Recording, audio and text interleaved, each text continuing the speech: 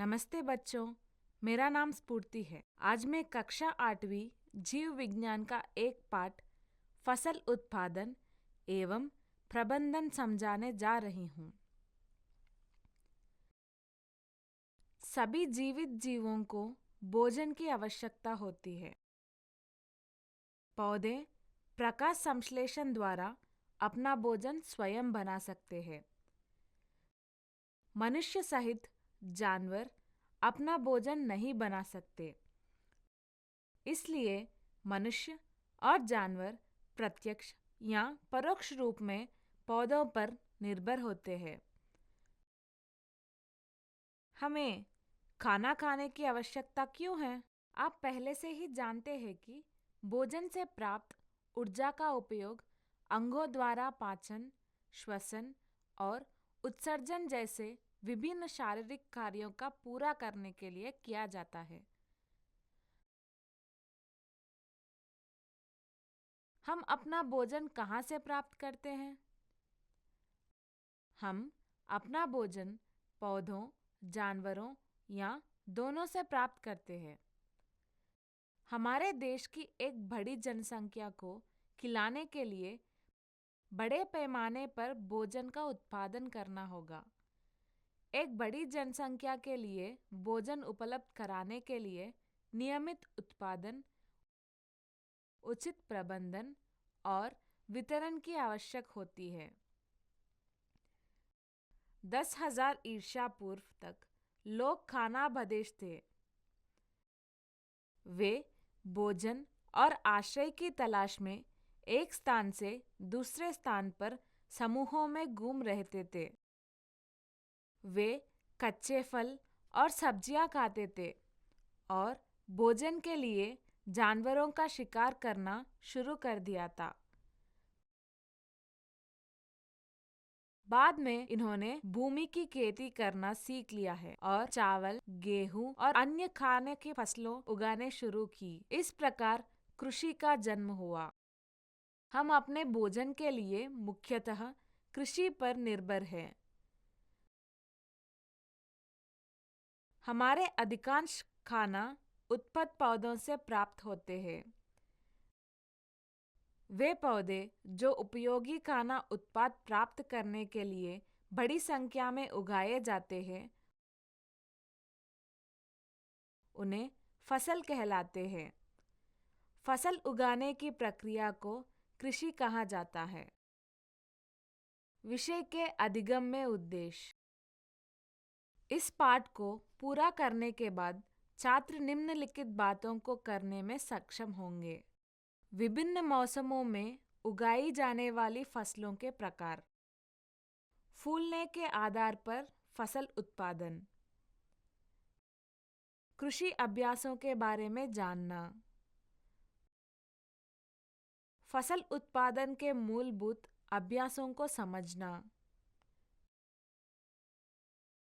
मिट्टी की तैयारी। बीज बोना, संग्रहण या भंडारण, फसलों के चक्रण, क्रॉप रोटेशन के महत्व के बारे में जानना। मुख्य शब्द: फसल, कृषि, फसल उत्पादन, दीर्घकालिक फसलें, अल्पकालिक फसलें, खरीफ मौसम, रबी मौसम, रात की अवधि, वैश्विक अनाज, जुताई, भूखंडों का समतलीकरण, बुआई, चयन, बीज संकट, अंकुरन, बीज फैलाव, प्रसारण, बीज छेद करना। आइए अवधारणा मानचित्र में दिखाए गए विभिन्न मौसमों में उगाई जाने वाली विभिन्न फसलों को देखें। ज्वार और लाल चना जैसे कुछ फसलों की कटाई में कम से कम 180 दिन या उससे अधिक का समय लगता है। ऐसी फसलों को दीर्घकालिक फसलें कहा जाता है। मूंग और उड़द जैसी कुछ फसलों की कटाई में 100 दिन लगते हैं और ऐसी फसलों को अल्पकालिक फसलें कहा जाता है। हम अलग अलग फल और सब्जियां खाते हैं। क्या सभी सब्जियां और फल साल भर उपलब्ध रहते हैं? किसी विशेष मौसम में कुछ सब्जियां अधिकतर उपलब्ध होती है और कुछ कम संख्या में उपलब्ध होती है। कुछ बिल्कुल उपलब्ध नहीं है। फसलें विभिन्न प्रकार की होती है।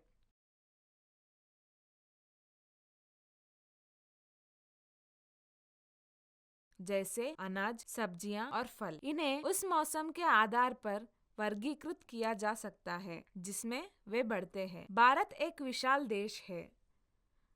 तापमान, आर्द्रता और वर्षा जैसी जलवायु परिस्थितियों के एक क्षेत्र से दूसरे क्षेत्र में भिन्न होती है। तदनुसार देश के विभिन्न हिस्सों में उगाई जाने वाली फसलों की समृद्ध विविधता है। इस विविधता के बावजूद दो व्यापक फसल प्रतिरूप की पहचान की जा सकती है।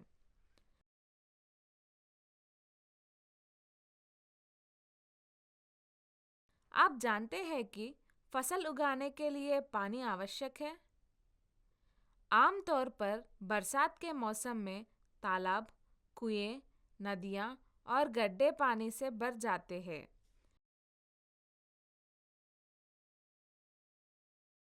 इसलिए किसान इस मौसम में विभिन्न प्रकार की फसलें उगाते हैं।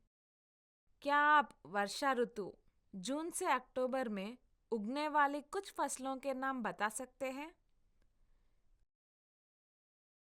खरीफ फसलें। बरसात के मौसम में उगाई जाने वाले फसलों को खरीफ बरसात के मौसम फसलें कहा जाता है। अरबी भाषा में खरीफ का अर्थ है बारिश। धान, मिर्ची, गन्ना, ज्वार, कपास, उड़द, हल्दी आदि खरीफ की फसलें हैं। रबी फसलें। शीत ऋतु अक्टूबर से मार्च में उगाई जाने वाली फसलें रबी फसल कहलाती है। रबी का अर्थ है सर्दी। गेहूं, मक्का, धनिया, जौ, चना, मटर, सरसों,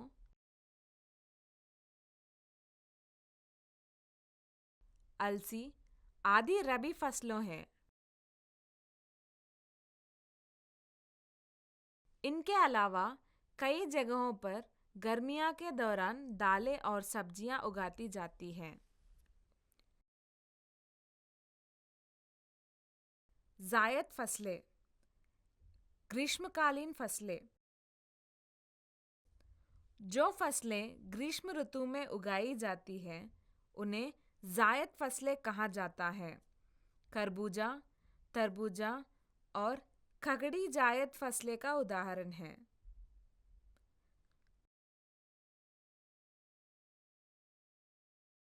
फसल उत्पादन पौधों के फूल पर आधारित होता है। इतने सारे प्रयोग करने के बाद वैज्ञानिकों ने पौधों में फूल आने के कुछ मुख्य कारण का पता लगाया। एक, निश्चित वृद्धि के बाद पौधों से फूल निकलेंगे। 2, पौधों का फूलना रात की अवधि पर भी निर्भर करता है।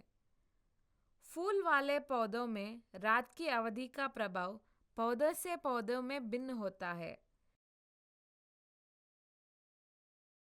कुछ पौधों में जब रात की अवधि 12.5 घंटे से कम होती है तो फूलना अधिक होता है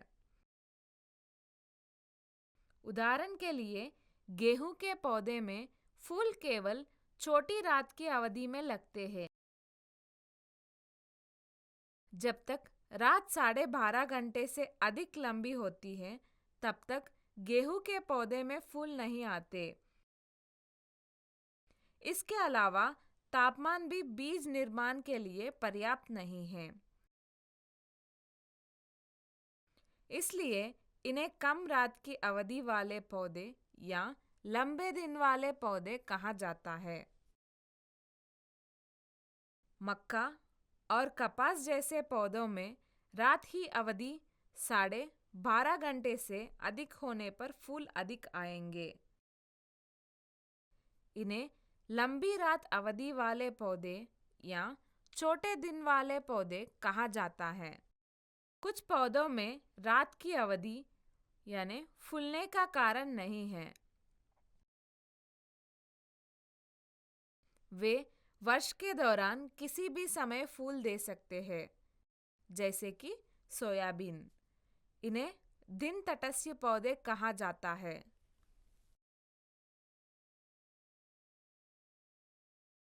गान को पानी की बहुत आवश्यकता होती है, अतः इसी खेती केवल वर्षा ऋतु में ही जाती है। किसान रबी मौसम में ही गेहूं की फसल क्यों उगते हैं? यदि हम जुलाई में गेहूं की फसल उगाते हैं तो इसे उगने में 8 से 10 सप्ताह का समय लगता है। इसके बाद फूलने की प्रक्रिया होती है। उस समय तक अक्टूबर आ जाएगा। तब रात्रि की अवधि 12.5 घंटे से अधिक हो जाती है और उस समय फूलने की प्रक्रिया ठीक से नहीं हो पाता है।